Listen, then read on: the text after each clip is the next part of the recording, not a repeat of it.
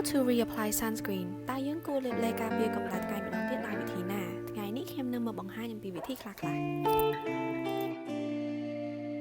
វិធីទី1គឺជាវិធីសាមញ្ញចាប់ផ្ដើមដោយឡេការពារកម្ដៅថ្ងៃដែលអ្នកពេញចិត្តប្រើប្រាស់បរិមាណប្រមាណ3ម្រាមដៃសម្រាប់គ្របដណ្ដប់ផ្ទៃមុខកទ្រូងនិងត្រចៀក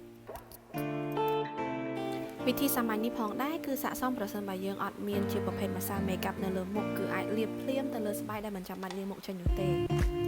វិធីទី2គឺប្រើប្រាស់ពពួក sun stick ដែលមានភាពងាយស្រួលមិនចាំបាច់ប្រើប្រាស់ដៃដែលអាចនឹងមានភាពកខ្វក់ប៉ះពាល់លើផ្ទៃមុខ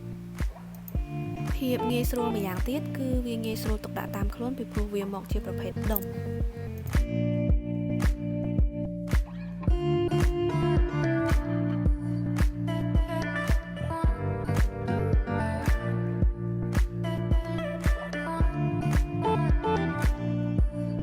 អូខេចូលដល់វិធីលាបឡេការពារកម្ដៅថ្ងៃប្រសិនបើមុខយើងមានជាប្រភេទម្សៅ make up នៅលើមុខចាប់ផ្ដើមជាមួយនឹងឡេការពារកម្ដៅថ្ងៃដែលអ្នកពេញចិត្តខ្ញុំផ្ទាល់គឺចូលចិត្ត reapply ជាមួយនឹងប្រភេទរាងរាវប្រើប្រាស់ពងតប់មុខបរិមាណប្រមាណ2ម្រាមដៃសម្រាប់ផ្ទៃមុខទាំងមូលតប់ទៅលើមុខដែលមិនប្រើកាយវិការអូព្រោះកាយវិការអូអាចនឹងធ្វើឲ្យបាត់បង់ម្សៅឬមួយក៏ make upនេះគឺជាវិធីមួយសម្រាប់លាបឡេការពារកម្ដៅថ្ងៃដែលមិនធ្វើឲ្យខូចម្សៅនៅខាងក្រោម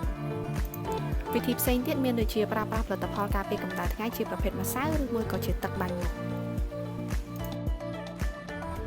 អ្នកឯកទេសស្បែកបានណែនាំឲ្យលាបឡេការពារកម្ដៅថ្ងៃម្ដងទៀតរៀងរាល់2ម៉ោងម្ដងដើម្បីការពារស្បែកពីកាំរស្មី UVA និង UVB កុំភ្លេចណា